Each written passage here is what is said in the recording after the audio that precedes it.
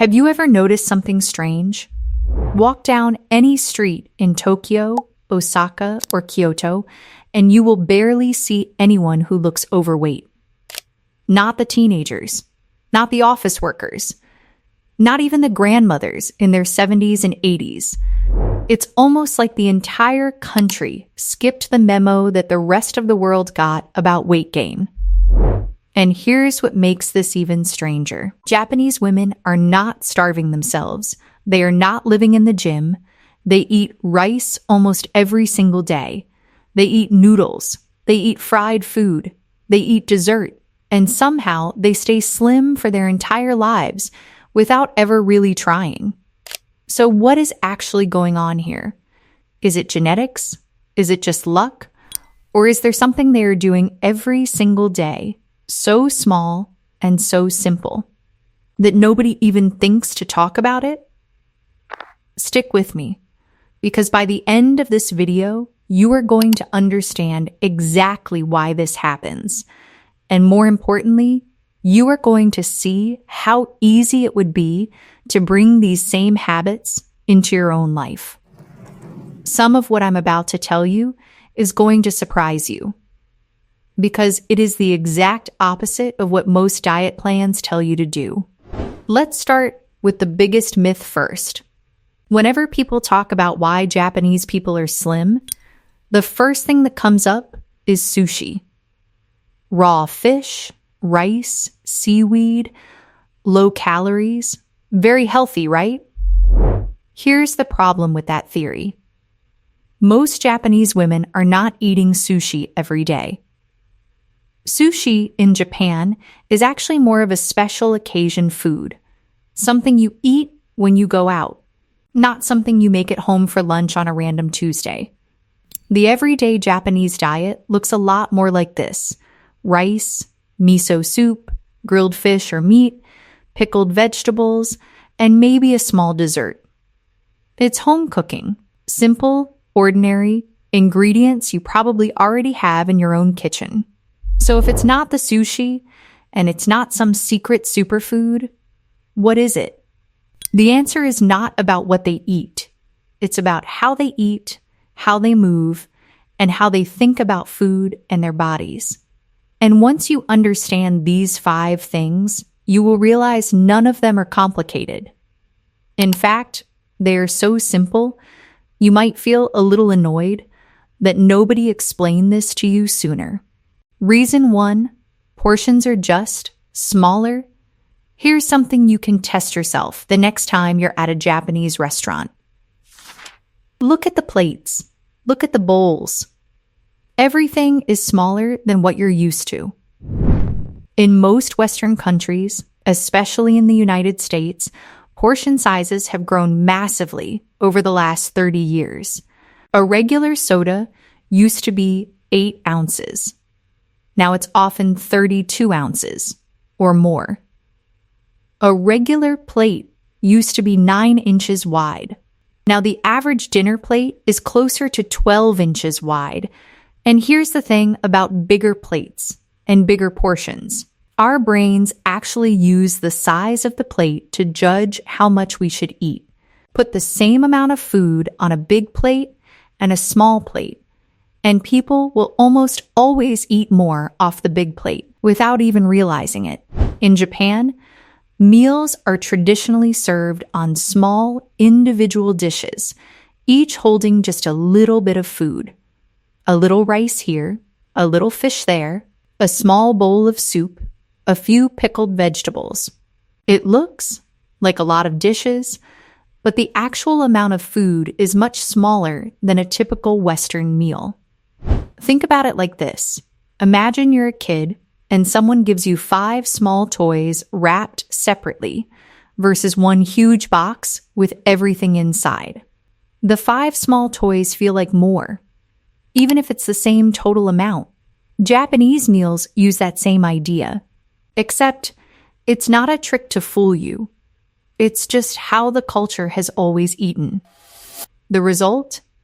Japanese women eat until they're satisfied, but the portions naturally stop them from overeating without anyone ever telling them to count calories or restrict anything.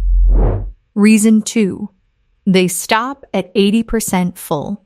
This next one might be the single most important habit on this entire list, and it comes from a place called Okinawa, which happens to be one of the regions in the world where people live the longest and stay the slimmest well into old age.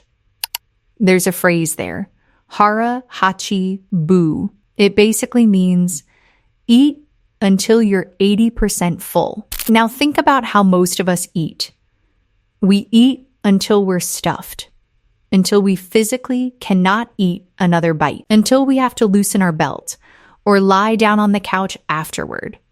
That's normal in a lot of places around the world. But here's the problem with that. Your stomach doesn't tell your brain, I'm full, the moment you're actually full. There's a delay. It takes about 15 to 20 minutes for your brain to catch up with your stomach.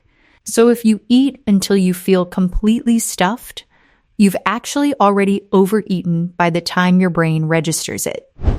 Japanese women, especially older generations who grew up with this idea, are taught to stop eating when they feel comfortably satisfied. Not stuffed, not I could eat more, but definitely not I need to unbutton my pants either. Just comfortable, content, done. Here's a simple way to picture it.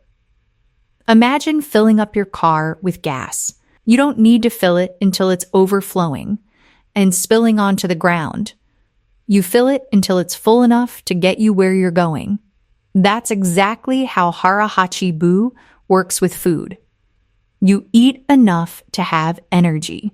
Not so much that you're carrying around extra weight you don't need. This one habit alone, practiced every single day over years and decades, adds up to a massive difference in how much food actually gets into your body. Reason 3, walking is just life. Here's something that might surprise you. A lot of Japanese women don't exercise the way we think about exercise. They're not doing an hour of cardio at the gym every morning. Many of them have never stepped foot in a gym in their entire life. But here's what they do instead. They walk all the time. Everywhere, in many parts of Japan, especially cities like Tokyo, owning a car is expensive and often unnecessary because the public transportation system is so good. So instead of driving from place to place, people walk to the train station, walk through the station, walk from the station to their office, walk to lunch, walk back, walk to the grocery store on the way home, and walk home again. None of this feels like exercise to them. It's just how they get through their day. But when you add it all up, many Japanese city residents end up walking 6, 8, sometimes 10,000 steps or more just from their normal daily routine without ever thinking of it as a workout. Compare that to a typical day for someone who drives everywhere. Wake up, walk to the car, drive to work, sit at a desk, walk to the car, drive home, sit on the couch. That person might only walk a few hundred steps the entire day. Here's an easy way to think about it.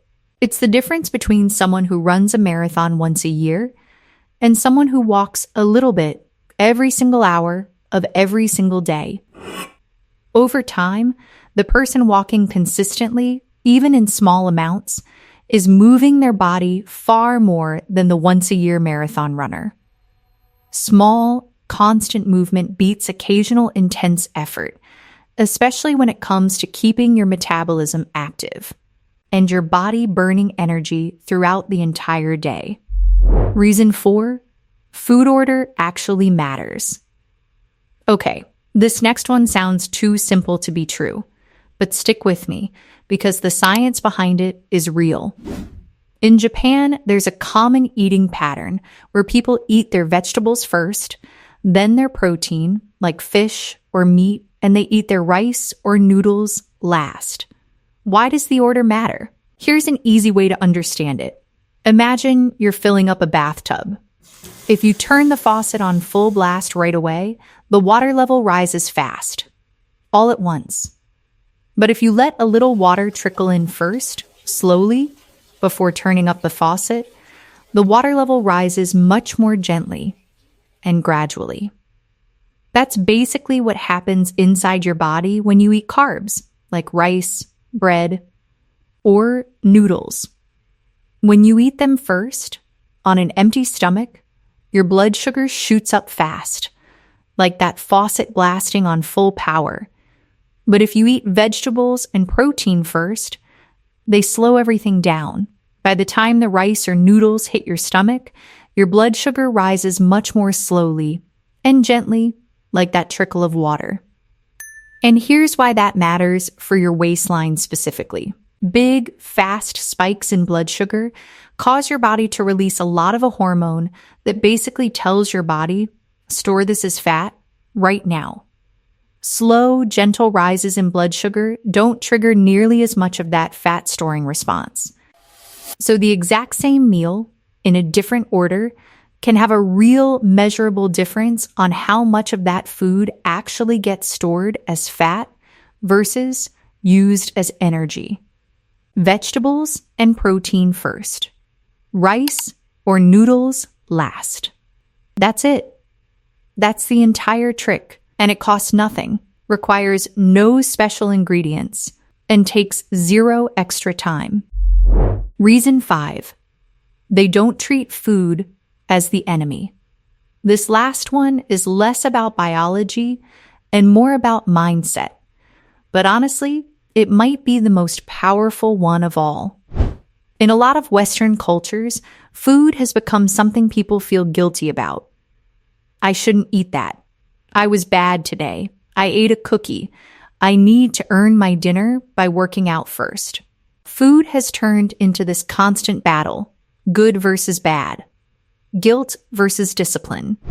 In Japan, food is generally not talked about that way. It's not treated as the enemy. It's treated as something to enjoy in reasonable amounts as part of a normal day. There's no cheat day. There's no, I was so bad this weekend. There's just eating, regular, normal, unemotional eating. And here's why this actually matters for your weight, not just your mental health. When people feel guilty about food, they often fall into a cycle. They restrict really hard, feel deprived, then eventually give in and overeat, then feel guilty again and restrict again. It's an exhausting up and down cycle that a lot of people get stuck in for years, sometimes their entire lives. When you remove the guilt and you remove the idea that food is something to fear or fight against, you actually eat more naturally. You stop for real hunger. You stop when you're satisfied, not when you've used up your cheat meal for the week. It's a completely different relationship with food, and it removes a huge amount of the emotional eating that causes a lot of weight gain in the first place. Think of it like this. If someone told you that you were never, ever allowed to think about pink elephants, what would you immediately start thinking about? Pink elephants. Constantly, the same thing happens with food when you tell yourself you can never have it. The obsession actually gets worse, not better. Japanese eating culture, generally speaking, avoids creating that obsession in the first place. So let's recap everything, because none of this is complicated, and that's actually the whole point.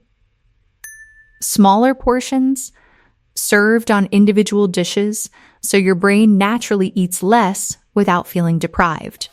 Stopping at 80% full instead of eating until you're stuffed, giving your brain time to catch up with your stomach. Walking constantly throughout the day as a normal part of getting from place to place, not as a separate, exhausting workout. Eating vegetables and protein before rice or noodles, so your blood sugar rises slowly instead of spiking fast. And finally, having a relaxed, guilt-free relationship with food, so you're not stuck in that exhausting cycle of restriction and overeating. None of these 5 things require a gym membership. None of them require buying expensive supplements or special diet foods. None of them require you to give up rice or noodles or dessert or anything you actually enjoy eating. They're just small shifts in how you eat and how you move, repeated so consistently day after day, year after year, that they quietly add up to a completely different result over a lifetime. And that's really the biggest lesson here. Nobody in Japan wakes up thinking, today, I'm going to do 5 things to stay slim. These habits are just normal life. Nobody's forcing themselves. Nobody's white-knuckling their way through a strict diet plan. It's just how they've always eaten and lived, passed down from one generation to the next, so naturally that most people never even think to question it. So here's my question for you. Out of these 5 habits, which one do you think would actually be the easiest for you to start doing tomorrow? Maybe it's using smaller plates. Maybe it's simply eating your vegetables first. Maybe it's parking a little farther away so you walk a bit more. Whatever it is, you don't need to change everything overnight. Pick one, just one, and do it consistently. That's exactly how this works in Japan, and there's no reason it can't work exactly the same way for you. If this video gave you a new way of thinking about your own eating habits, share it with someone who's been struggling too. Sometimes the simplest explanation is the one that finally makes everything click. Thanks for watching, and I'll see you in the next one.